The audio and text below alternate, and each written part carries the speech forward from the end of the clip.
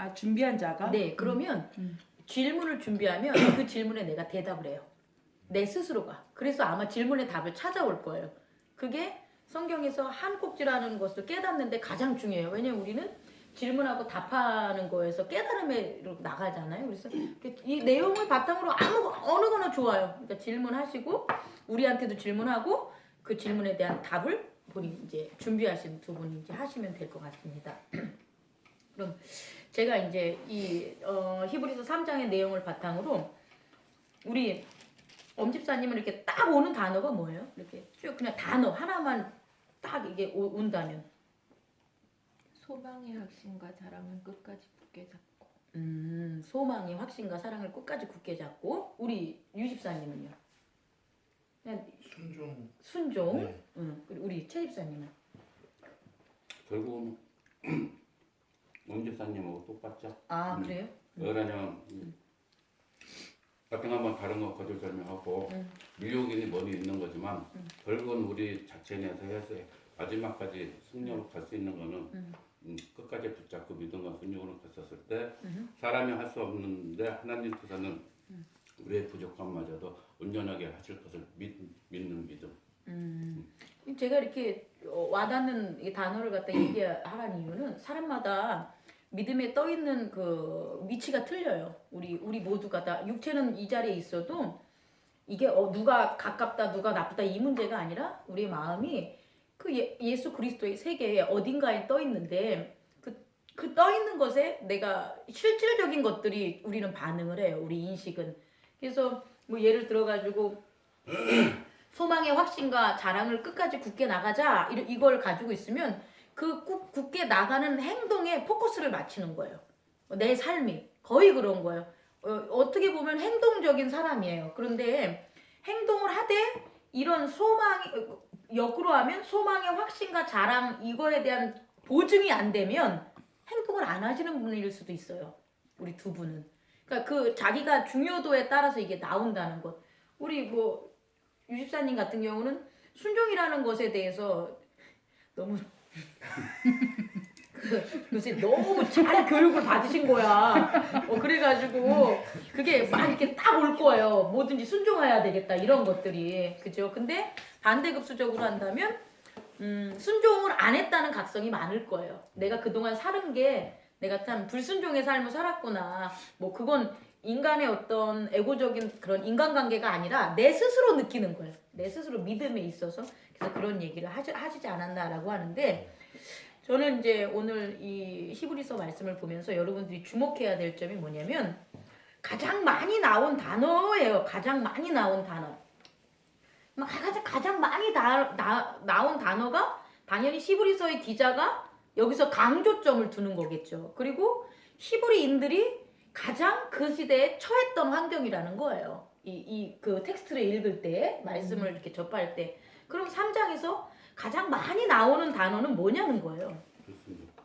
그러니까 불순종이라고 안 나오고 여기 있는 단어로 하면 하나님을 좋아하게 하시는 완고. 완고죠. 완고가 제일 많이 나요. 완고가 한 세 가지 뭐 8절에도 나오고 10절에도 나오고 12절에도 나오고 이렇게 나와요. 이게 뭐냐면 15절에도 나오고 이 마음이 완고한 게 가장 문제라는 거예요. 지금 우리가 확신을 갖고 싶고 소망의 확신 속에 살고 싶고 우리의 믿음을 자랑도 하고 싶어. 그리고 유집사님처럼 순종도 하고 싶어. 근데 이거는 한쪽 마음에 하고 싶다는 우리의 에고의 소망이고 그런 마음을 실질적으로 하지 못하게 만드는 거죠. 소망의 확신을 못 갖게 하고 자랑 우리가 믿는 것을 어떻게 하는 거예요? 자랑 우리의 믿음의 자랑을 끝까지 가져가지 못하는 것. 순종해야 되는 걸 알면서도 순종하지 못하는 것. 그게 뭐냐는 거예요. 지금 그 원인이. 그 원인이 바로 뭐라고요? 완고. 마음의 완고라는 거예요. 그럼 다시 한번 우리 장 집사님이 완고의 뜻이 뭐냐는 거예요. 완고. 사전을 찾아봤더니 뭐라고 나와 있잖아요. 마음이 강팍하고 모기보다 순종치 않은 상태. 자, 요거는요. 부정적인 언어로 표현한 거예요. 우리 모두가 봤을 때 완고라고 하면 아이 저거 안 좋은 거구나. 뭐라고 말했으니까? 마음이 강팍하고 목이 곧았다라고 하니까 아이 저거 지 자랑하고 잘난 척하는 그런 말이구나. 저거 아주 고집 센 놈이구나라는 이런 언어로 표현할 때 부정적으로 한 건데요.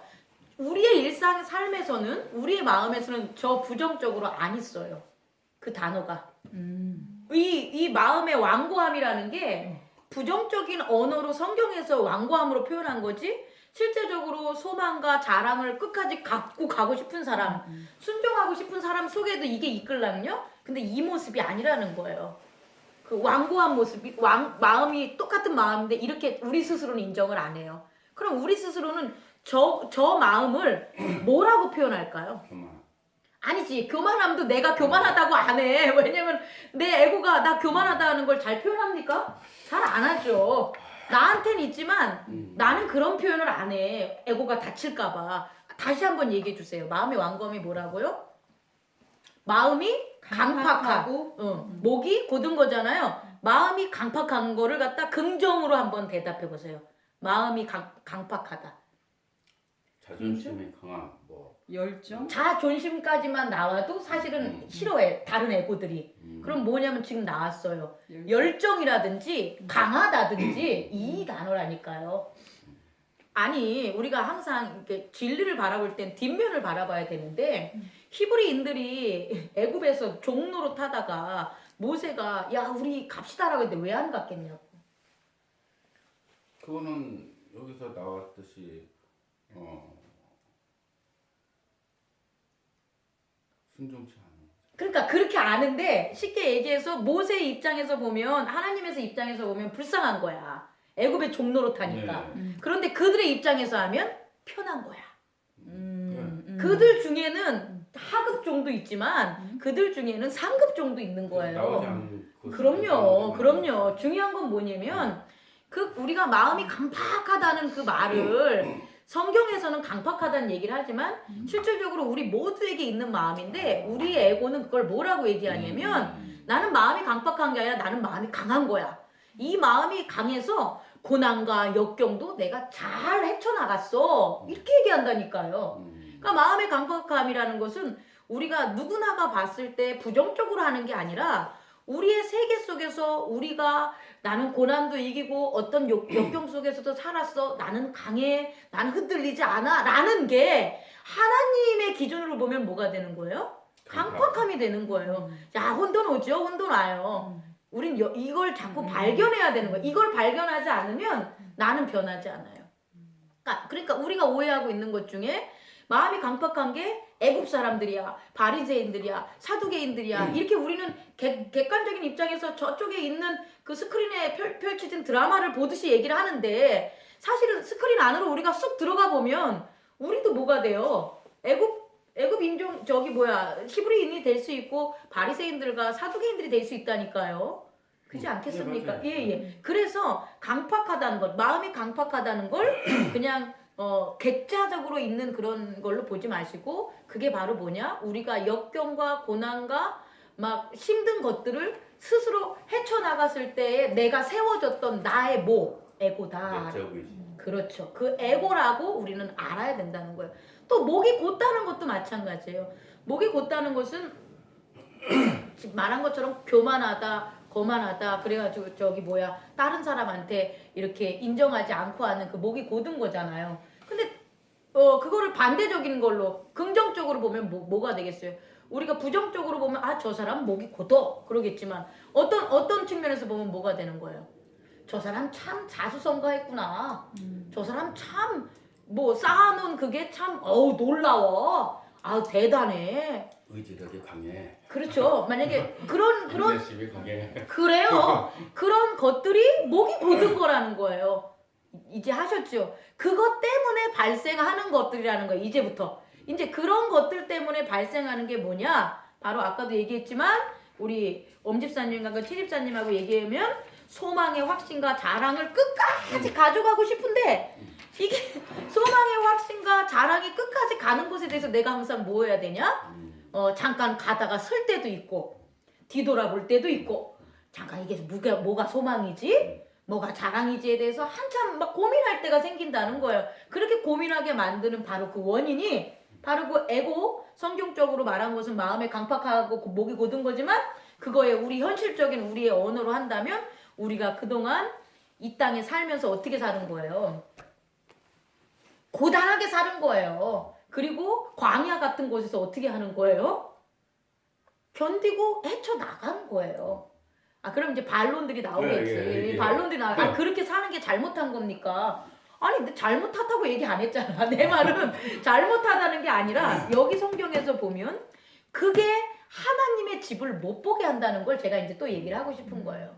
뭐냐면 내가 내 삶을, 그러니까 이런 것들이에요. 아빠랑 같이 레고를 만드는 그런 아이가 있어요. 그런데 아빠가 자상하게 막 레고를 잘 같이 만들어줘. 에고래네? 에고래인데. 레고. 아, 레고. 아, 죄송합니다. 레고를 막 만들어줘. 되게 좋아하네, 제가. 괜찮습니다. 아, 내가 정면에서 봤어야 되는데.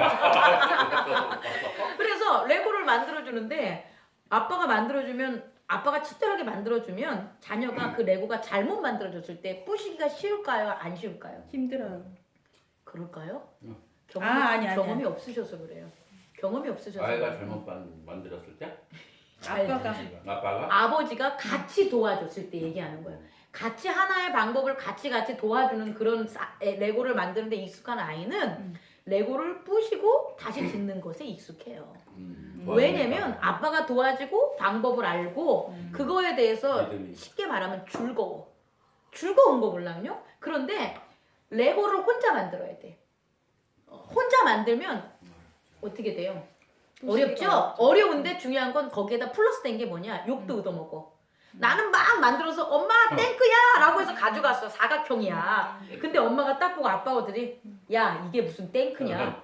이래. 그럼 그 아이는 우선 이 만든 것에 대한 기쁨을 느끼지 못할 뿐만 아니라 상처를 얻어요. 그래서 다시 가가지고 걔가 안 만드는 게 아니라 또 만들어. 아빠가 탱크 같은 걸 만들었을 때 아빠 엄마가 좋아하는 탱크를 만들어야지 그래서 탱크를 만든 거예요. 그죠? 그렇게 탱크를 만들었는데 아빠 엄마한테 갔는데 이게 탱크야 그랬는데 점점 반응보다 더 좋은 거야. 좀 나아졌네? 이렇게. 그러면 칭찬이 되지만 이제 중요한 건 뭐냐? 탱크를 부셔야 될 상황이 벌어진 거죠. 왜? 레고는 뭐니까?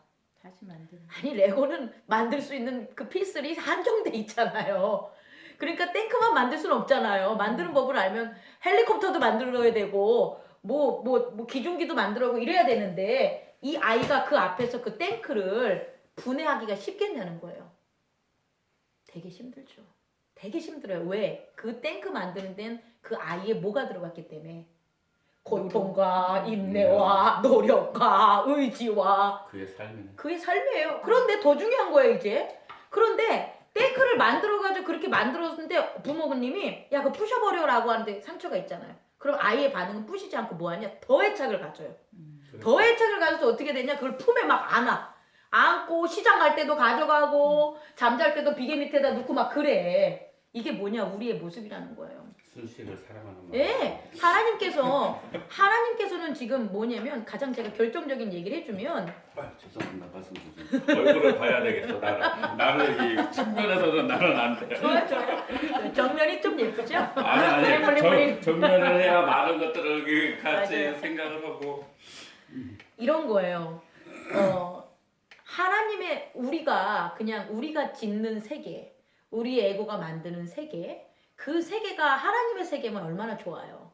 그러면 우리가 부시고 잘못 만들어줘도 하나님이 만들어줄 거 아니에요. 이게 출발이에요 정말. 우리가 잘못된 뭘 만들려고 그래도 하나님께서 옆에서 아니야 그건 만들지 말고 이렇게 만들어보자 라고 해가지고 하나님의 도움으로 우리가 만드는 그 우리의 세상이 우리의 삶이 그게 하나님도 원하는 삶이야. 그리고 하나님이 계획한 삶이야. 그럼 우리에게 문제가 없어요. 우리에겐 슬픔도 없고 상처도 없고 두려움도 없고 아무것도 없어요. 그런데 중요한 건 뭐냐? 하나님은 하나님의 세계를 만든다는 거예요. 이해하셨습니까?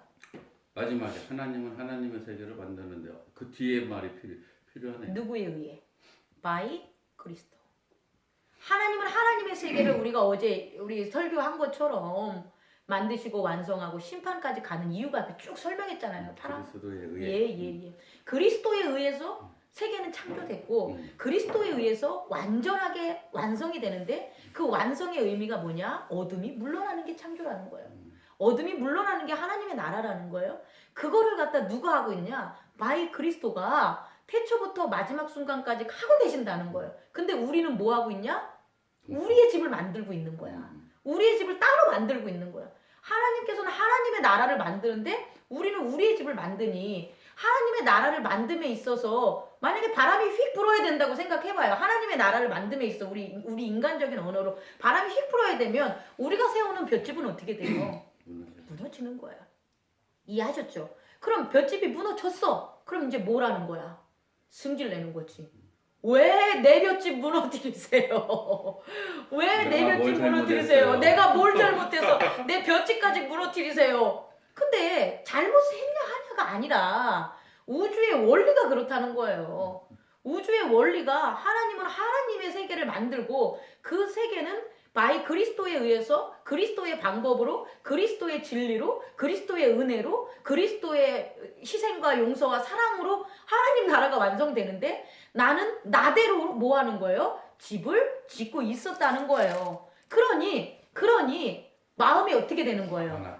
완악해질 수밖에 없는 거예요. 내가 내 집을 짓는다는 것만 없으면 내 마음이 내 고집을 세울 필요도 없고 내가 강인할 필요도 없어요. 내 집을 짓고 내 가정을 짓고 내 이웃을 짓고 내 나라를 지으려니까 어떻게 보면 요새 계속 나오지만 최순실의 나라를 지으려고 하니까 이 문제가 걸린 거지.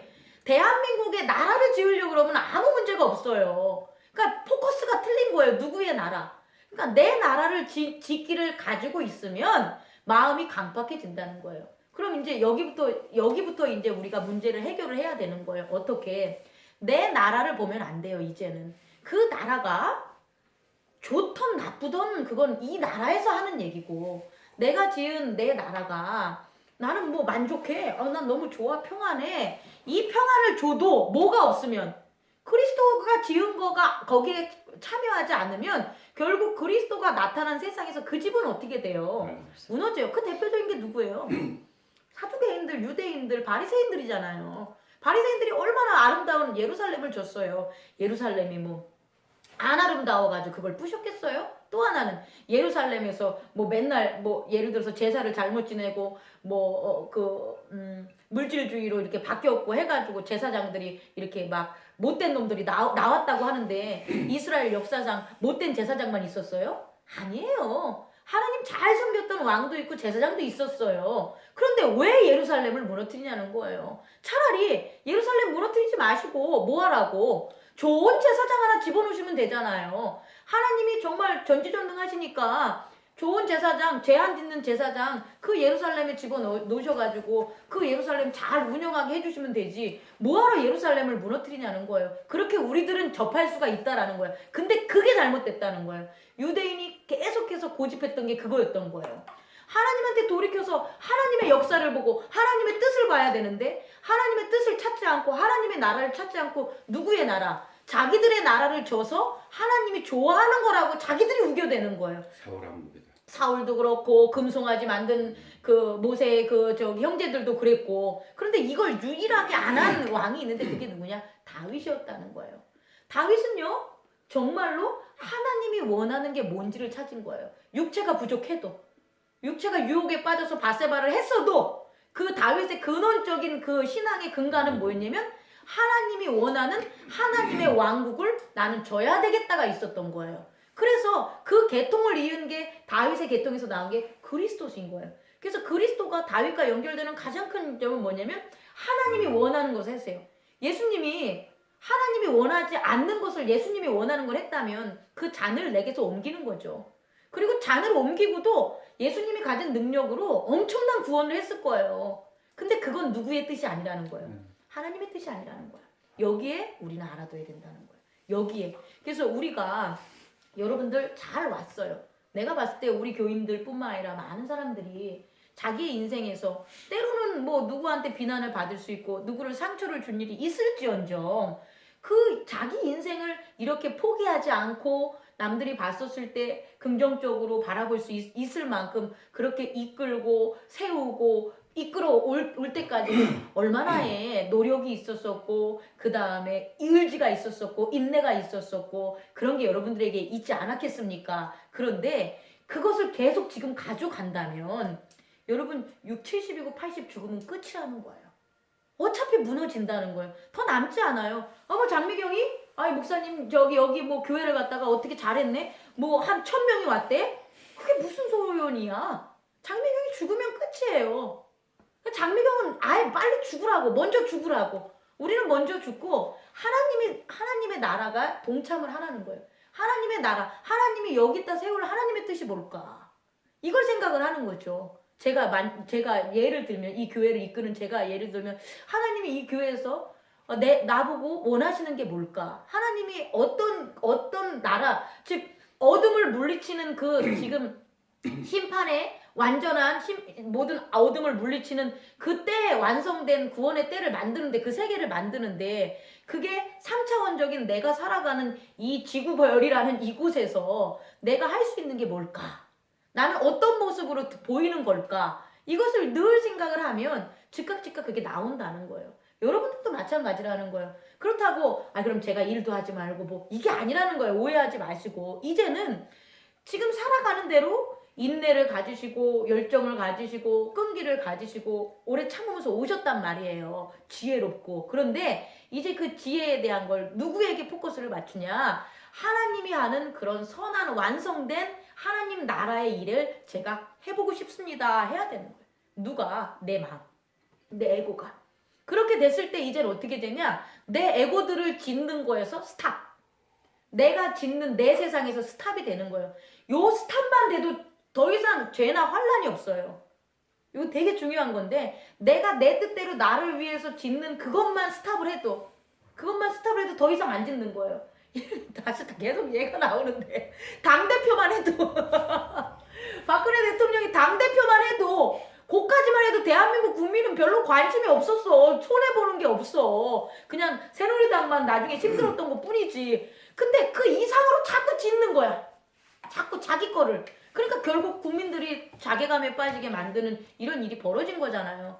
마찬가지예요. 우리가 부모로서 아이들 기르는 거에 있어서도 사업에 있어서도 하나님이 베풀고자 하는 게 하나님이 베풀면 돈을 다 나눠주려고 하는 거야. 뭐 돈을 벌지 말라고 하는 거야. 이런 거랑은 전혀 관계가 없는 거라는 거예요.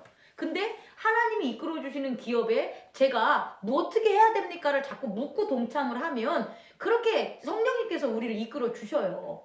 그렇게 되면 내가 하고자 했었던 거에서 내가 스탑을 한단 말이에요. 그럼 오히려 더 아이들도 상처 안 받고 또 나와 거래하는 사람들도 상처 안 받고 오히려 더 은혜 가운데 일어나는 일들이 벌어진다는 거예요.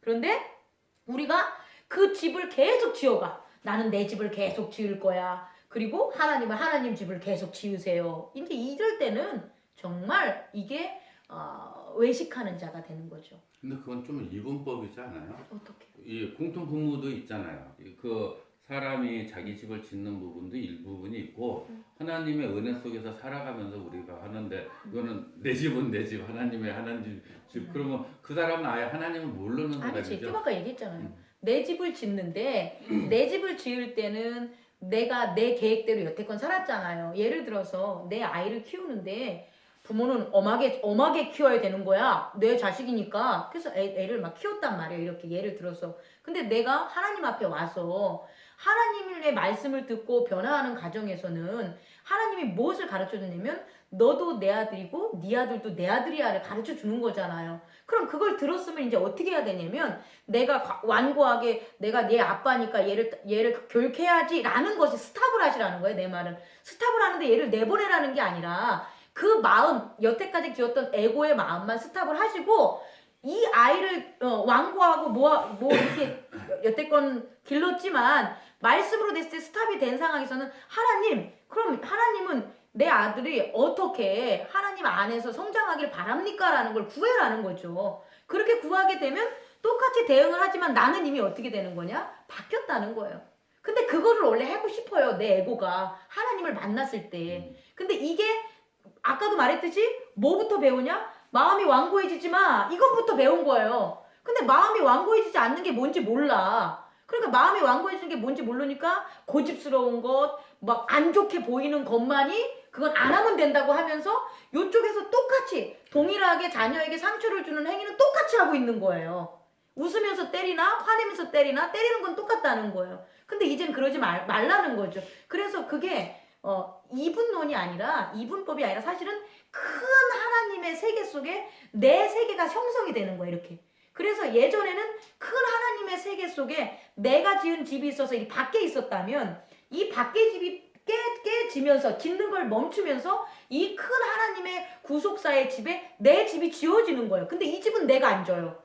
내가 지어지는 내 세계지만 누가 지어주냐? 성령님이 지어줘요. 마치 누구처럼? 자상하게 레고를 함께 지어준 누구처럼? 성령님 아버지처럼. 그래서 아버지가 그 자녀를 지어주는 것처럼 성령님이 우리의 집을 지어주니까 우리가 변화된 모습이 보이는데 어떤 거냐면 나 혼자 지을 때는 완고해서 이게 무너지면 이게 잘못되면 상처 있고 데미지 있고 들어눕고 술 마시고 짜증내고 그랬어. 그런데 성령님께서 지어주는 그 집은 뭐 어떻게 되냐면 이게 틀린 거야 라고 가르쳐 줬을 때 아, 네 그랬죠? 라는 게 나오는 거예요. 이게 바로 회개라는 거예요. 아, 네 그랬죠? 라고 그래서 이전 같았으면 힘들어했던 그 부분들을 어떻게 되냐? 그대로 순응하고 성령님 이렇게 주면 되겠죠? 라고 해서 오히려 어떻게 돼요? 감사하게 된다는 거죠. 그래서 우리가 살아가는 이 땅 3차원적인 땅에 성령과 함께 지은 우리의 집이 짠하고 나타난다니까요. 근데 그 집은 누구나가 좋아하는 집이 되는 거예요. 그게 바로 아들의 집이라는 거예요. 모세가 지은 종으로 지은 집은 마찬가지로 모세라는 유대들이 지은 자기 에고가 살아있었기 때문에 종으로서밖에 못 되는 거죠. 종으로서밖에. 근데 예수님은 이 땅에 3차원적으로 육체의 몸으로 왔지만 어떻게 되냐? 이 땅에서 뭐의 집을 진 거냐? 하나님의 집을 진 거예요. 그러니까 하나님의 세상 속에 이 땅의 3차원적인 세상에 예수님의 집을 졌어. 그러면 당연히 그 집이 뭐가 되는 거예요? 아들의 집이 된다는 거죠. 그러니까 우리도 그렇게 하라는 거예요. 아들의 집을 지라는 거죠. 우리가 이 히브리서 3장에서 얘기하는 바가 그렇다는 겁니다. 그러면 결론적으로 이렇게 집을 지면 아들의 집을 지면 어떤 결과가 나냐는 거예요. 여기 성경에 나온 거 어떤 결과가 나와요? 안식. 그렇죠. 빙고 안식이 되는 거예요. 그래서 하나님의 그 나라를 짓는 것에 우리가 들어가서 그와 같은 하나님 안에서 우리의 나라를 지면 우리가 지은 그 집엔 뭐만 넘쳐요? 안식, 평화, 평강이 넘치는 거예요. 그런데 그렇게 안 됐다면 지금은 안식을 못할지 뭐 안식할지 몰라도 좀만 지나가고 바람만 휙 불러대면 어떻게 돼요? 다시 괴롭고 힘든 일들이 벌어진다는 거예요. 그래서 예수님께서 내가 너에게 평강을 주노라 평화를 주노라라는 부활하신 그 모습으로 오신 그때의 그 말은 결국 우리의 열매인 거예요. 우리 그리스도인들이 씨앗은 사랑과 용서예요. 씨앗이라는 사랑과 용서를 이렇게 뿌려요. 그게 바로 하나님 나라에서 짓는 하나님 나라의 재료예요. 이 땅에서는 뭐 콘크리트도 짓고 시멘트도 짓고 지식으로도 짓고 돈으로 짓고 이렇게 집을 짓지만 하나님의 나라는 뭐로 짓냐? 우리의 언어로 표현한다면 사랑과 용서를 지은 거야. 그럼 우리도 똑같이 이제는 콘크리트나 지식이나 물질이나 이런 걸로 우리의 삶의 집을 짓지 말고 사랑과 용서를 집을 지으라는 거예요. 사랑과 용서를 집을 지으면 결국 열매가 나와요. 그 씨가 자라서 열매가 나오는데 그게 뭐냐? 평안이에요. 평안. 평안할 수밖에 없어요. 죽을 때까지. 이 땅에 육체가 죽고 에고가 그리스도와 만나는 그때 그 순간까지 우리는 뭐 할 수 있냐? 평안할 수 있어요. 마치 마더 테레사처럼 전 그 마더 테레사를 잘 모르지만 그분이 그런 빈민가에서 그렇게 한 것들. 또 웨슬리 같은 경우 뭐 유명한 제가 저런 걸 잘 몰라서 모르지만 어려운 가운데서도 그 우리가 잘 아는 그 신분 누구죠? 그 아프리카 가가지고 축구해가지고 아이들 축구 가르쳐주는 그 신부 있잖아요. 우리나라 분이요? 우리나라 분이 있는데 그런처럼 아니면 추기경 누구 있잖아요. 돌아가신 이수환 추기경인가? 김수환 추기경. 그럼 죄송합니다. 그런 추기경 제가 이런 거 되게 약해요. 아는 지식이 없어요. 그런 분들처럼 삶은 고달플지 몰라. 그런데 그분들의 얼굴과 그분들의 삶에는 뭐가 있어요? 평화와 온화. 그게 넘쳐서 결국은 온 사람들에게 그리스도의 빛을 전했다는 거예요. 우리가 나아가야 될 바는 바로 이겁니다. 그리고 히브리서의 저자도 그것을 히브리인들에게 전한 거예요. 그래서 히브리서 3장의 내용이 이렇게 마무리를 지려고 합니다.